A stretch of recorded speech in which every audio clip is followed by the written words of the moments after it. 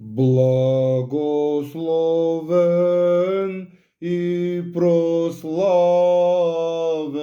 си ти, Свети Сава, освещени, и Твоето свето тяло, и Твоите свети икони,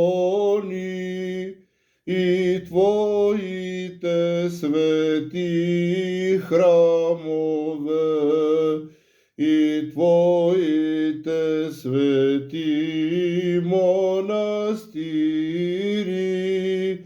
и Твојата света памет, всякога сега и завинаги, и во веки веков.